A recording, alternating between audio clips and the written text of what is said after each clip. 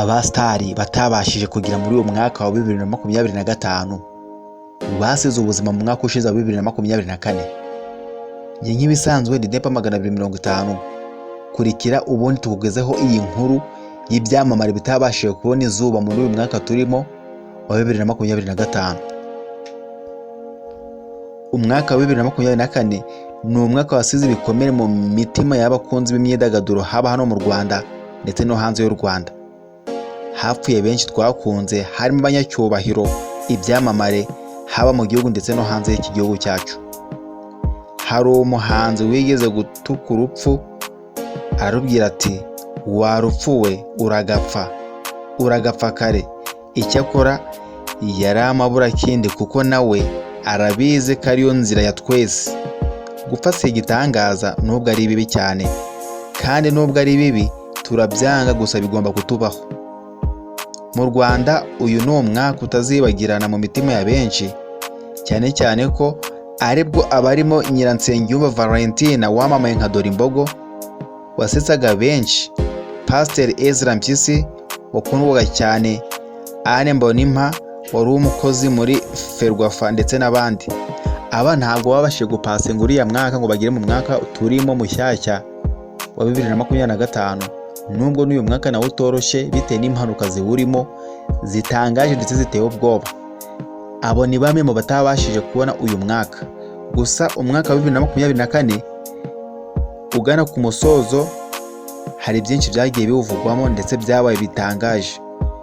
Nubwo wagize itandukaniro ry'agahenge ugereranyije n'imyaka yabanje nka 2020, 2021 ndetse na 2022, yabaye iy'icyorezo cya COVID-19.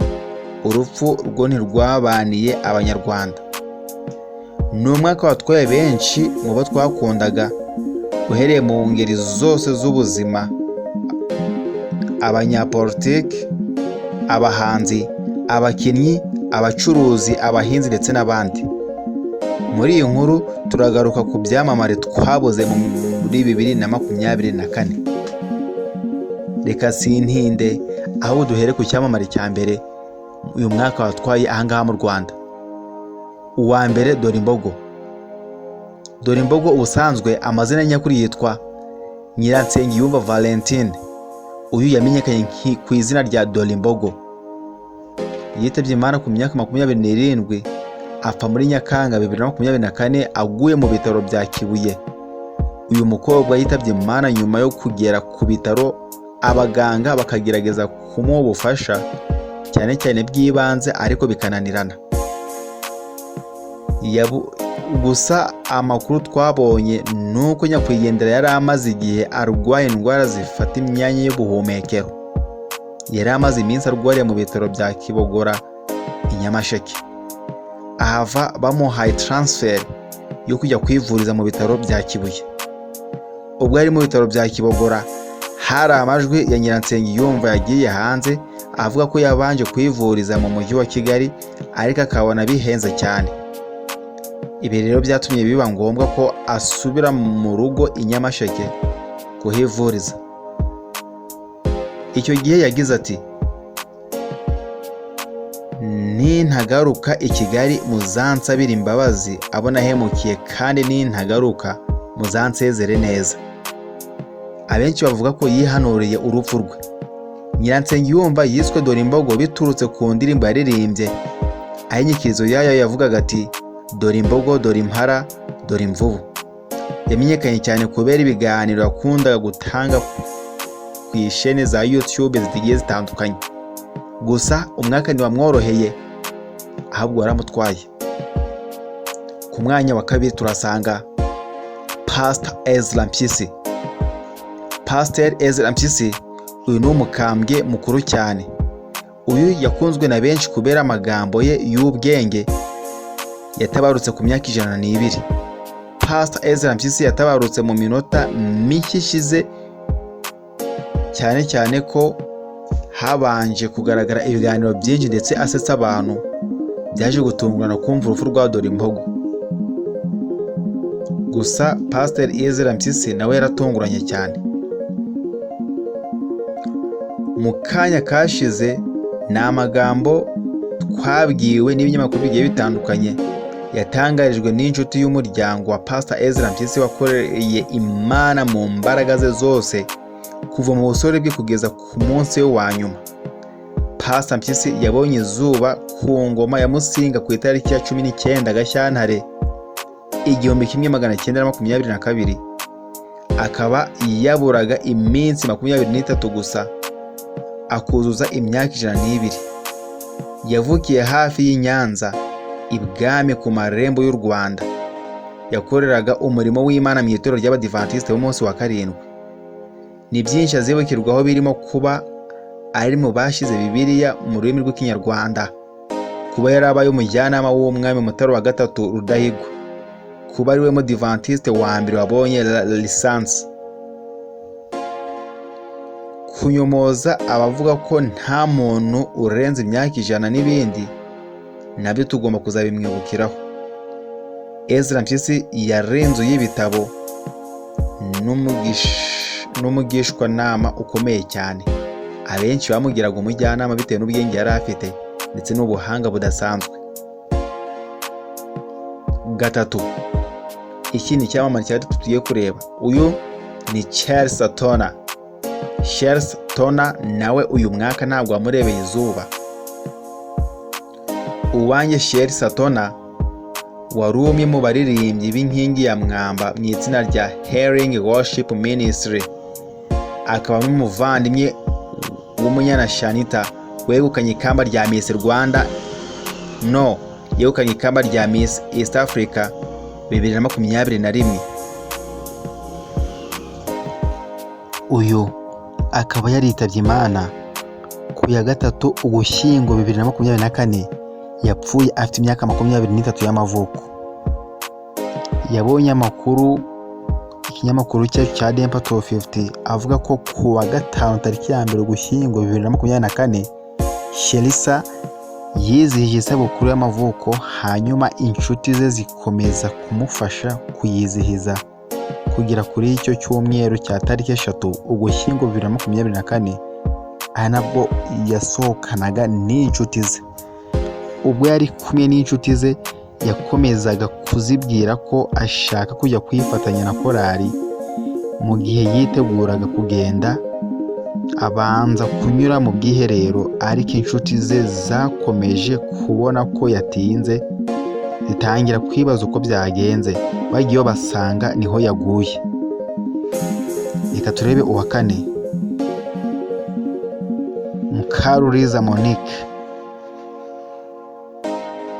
Mukaruriza Monique.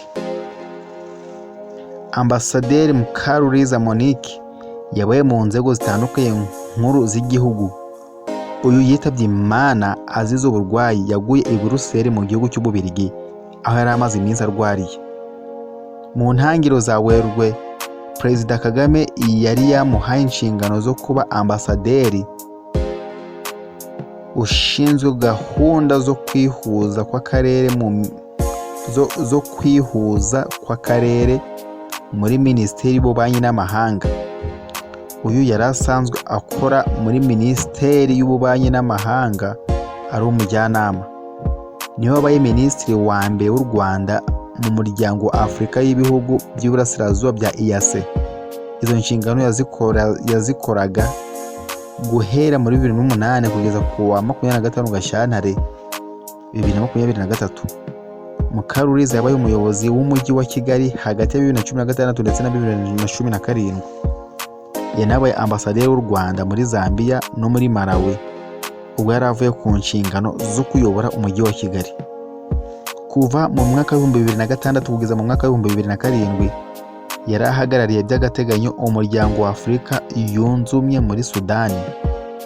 Mbere yaho yabaye umuyobozi wungirije ushinzwe ubutumwa bwa Afurika yunze ubumwe muri Sudani kuva muri 2004 kugeza muri 2006. Yari afite ubunararibonye mu bucungamari n'ibijyanye nayo, dore ko ari no mu bafashije gushyiraho ikigo cy'igihugu cy'imisoro Rwanda Revenue Authority. Yanabereye komiseri w'imbere mu kigo ushinzwe ubugenzuzi bw'imari, nyuma ba komiseri ushinzwe imisoro y'imbere. Mukaruriza kandi yanabaye mu bayobozi ba banki ya Kigali aho yakoze nk'umugenzuzi w'imari, nyuma aba umuyobozi mukuru w'imari mu kigo cy'imfubyi Village d'Enfants Socios Kinderdorf International Rwanda. Wa gatanu, Anne Mbonimpa. Anne Mbonimpa nawe uriya mwaka ntiyabashije kuwurenga. Mbonimpa wari umukozi muri komisiyo ishinzwe iterambere ry'umupira w'amaguru w'abagore mu ishyirahamwe ry'umupira w'amaguru mu Rwanda Ferwafa. Akaba yaranakiniye amakipe atandukanye. Yitabye Imana ku gicamunsi cyo kuwa gatandatu tariki ya 9 Ugushyingo 2024. Amakuru avuga ko Mbonimpa Anne yapfuye urupfu rutunguranye kuko atari arwaye. Usibye kuba Anne Mbonimpa yari umukozi wa Ferwafa mu bijyanye no guteza imbere umupira w'amaguru w'abagore, ahubwo yanakinnye mu makipe atandukanye ndetse aba n'umutoza w'ayo makipe. Yakiniye amakipe arimo Bugesera Women Football Club, Ruhango Women Football Club, GS Remera Rukoma. Gusa mu mwaka ushize yari umwe mu batozaga APR Women Football Club, bayifasha kuzamuka mu cyiciro cya mbere. Uriya mwaka ntiyabashije kuwurenga.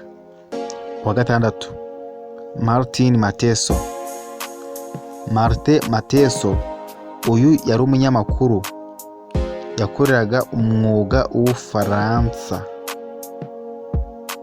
Umunyamakuru Martin Mateso wakoreraga umwuga w'ubunyamakuru mu gihugu cy'Ubufaransa yitabye Imana afite imyaka 70. Mateso wakora ibinyamakuru birimo Radio Rwanda, Televiziyo Rwanda na TV5 Monde.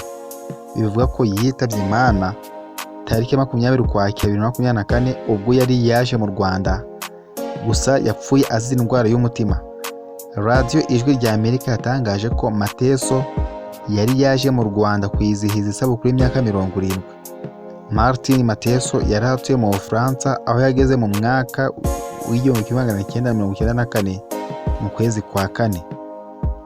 Nta muhanga Ning Emmanuel wakoranye na Mateso yigeze kuvuga ko Mateso yakundwaga cyane kuri Radio Rwanda kubera uburyo yavugaga neza Igifaransa.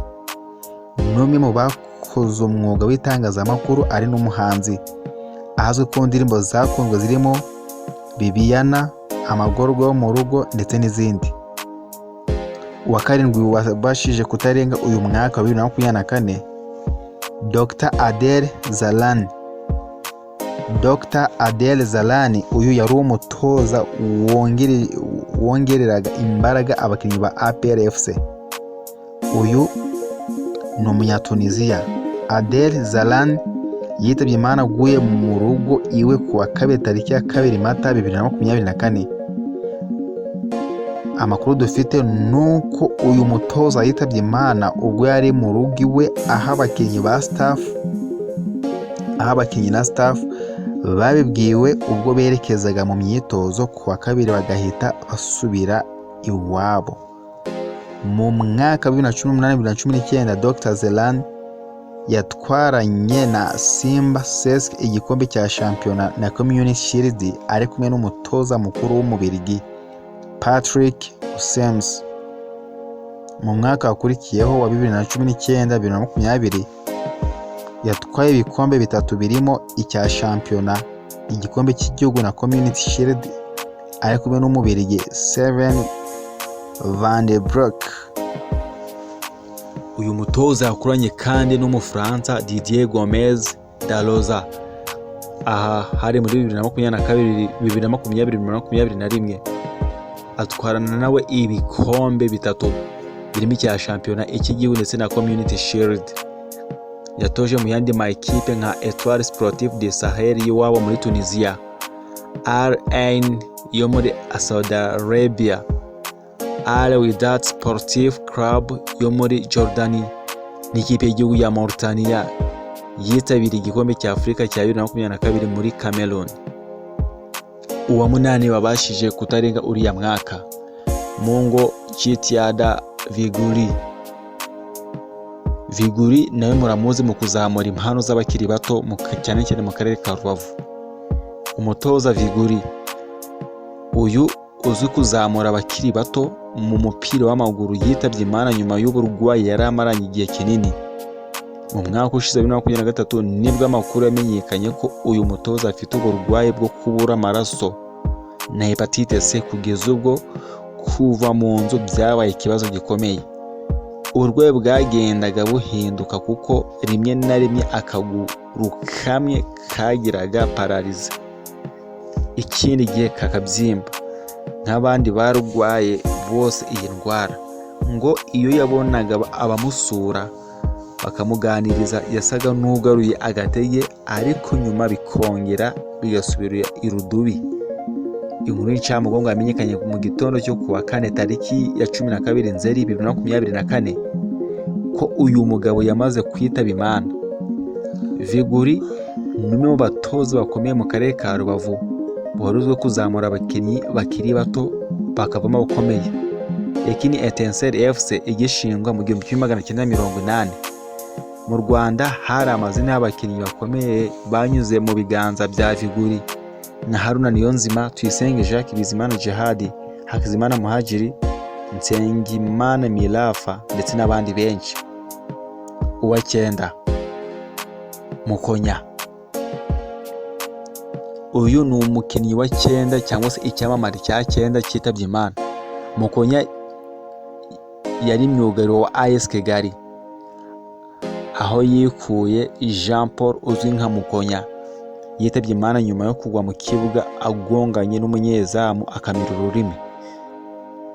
Ni inkuru yamenyekanye ku gicamunsi cyo kuwa gatandatu tariki ya 6 Nyakanga 2024. Amakuru avuga ko uyu mukinnyi yakinaga umupira bisanzwe imageragere agongana n'umunyezamu amira ururimi, bagerageza kurugarura ariko birangira yitabye Imana. Yahise yihutanwa muri CHK, ari naho yaje gushiriramo umwuka. Mukonya yakinaga muri AS Kigali, yahigiyemo avuye muri Kiyovu Sport, nubwo shampiyona yashize atabonye umwanya uhagije wo gukina. Aba nibo ba star cyangwa se ibyamamare muri discipline zigiye zitandukanye bitigeze bibasha kurenga umwaka wa 2024. Cyaho nk'ibisanzwe ni Depa 250. Ibiganiro byacu